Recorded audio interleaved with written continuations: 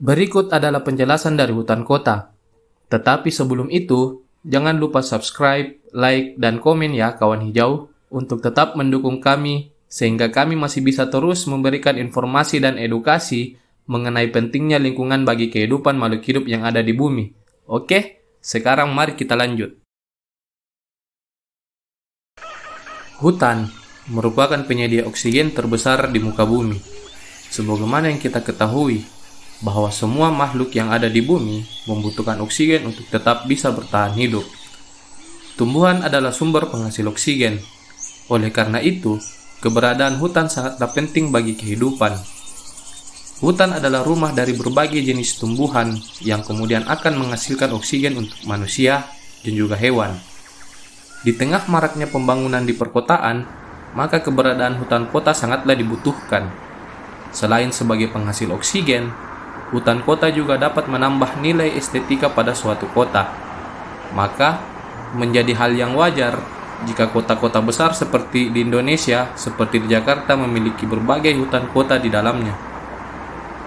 Seperti yang kita ketahui, bahwa pengembangan hutan kota berlatar belakang pada pembangunan fisik yang ada di perkotaan. Dengan adanya pembangunan infrastruktur yang masif, menyebabkan kerusakan pada lingkungan dan juga hilangnya ruang-ruang publik yang terbuka bagi masyarakat, serta hilangnya beberapa daerah yang menjadi resapan air bagi warga, serta menjadi polusi udara dan juga polusi air. Hal ini yang kemudian menjadi latar belakang pedoman dibangunnya suatu hutan kota pada wilayah tertentu. Hutan kota menurut Peraturan Pemerintah Nomor 63 Tahun 2002 adalah suatu hamparan lahan yang dimana tumbuh pohon-pohon yang kompak dan juga rapat di wilayah perkotaan, baik pada tanah negara maupun pada tanah hak yang telah ditetapkan sebagai hutan kota oleh pejabat yang berwenang.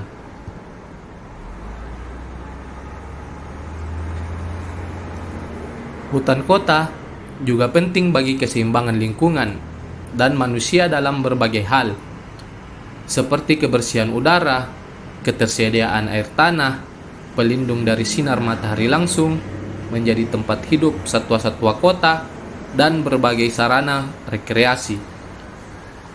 Hutan kota juga mengurangi dampak dari cuaca yang kurang bersahabat bagi manusia, seperti mengurangi kecepatan angin, mengurai kebanjiran, dan yang paling penting adalah hutan kota bisa mengurangi efek dari pemanasan global. Ada banyak keuntungan yang bisa dirasakan langsung oleh masyarakat dengan adanya pembangunan hutan kota tersebut, mulai dari sosial, psikologis, lingkungan, dan bagi flora dan fauna. Hutan kota juga bisa membantu melestarikan keragaman tumbuhan dan hewan yang ada di perkotaan, meningkatkan estetika pada kota, serta hutan kota juga bisa menjadi kawasan sarana pendidikan dan juga penelitian. Hutan kota juga dapat dimanfaatkan dalam sektor ekonomi, seperti memberdayakan tumbuh-tumbuhan yang memiliki manfaat bagi kesehatan, sehingga bisa meningkatkan kualitas ekonomi masyarakat sekitar. Selain itu, juga bisa menambah lapangan pekerjaan dengan memperkerjakan masyarakat sebagai pengelola ataupun tour guest bagi pelancong yang datang. Jadi, dari pembahasan di atas, kita bisa menarik kesimpulan bahwa keberadaan hutan kota di tengah-tengah perkotaan besar sangatlah penting dan dibutuhkan oleh masyarakat, hewan, dan juga lingkungan yang ada di sekitarnya. Karena melihat dampak positif yang diberikan oleh hutan kota, yaitu yang paling penting adalah mengurai polusi udara yang dihasilkan oleh asap kendaraan dan juga limbah-limbah udara pabrik yang seperti kita ketahui bahwa hal itu bisa berpengaruh pada kesehatan manusia itu sendiri.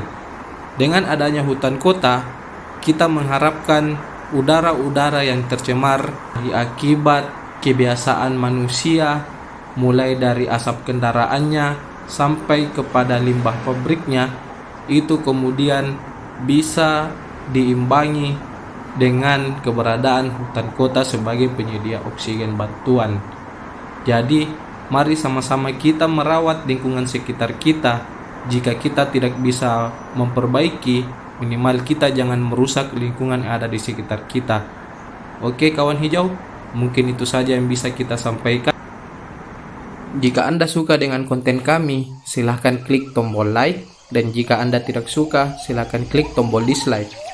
Jika Anda memiliki saran untuk kami bahas, silahkan dikirim di kolom komentar, karena segala sarannya dari kawan-kawan adalah sumbangsi terbesar dalam upaya mendukung channel kami untuk tetap bisa berdiri. Oke?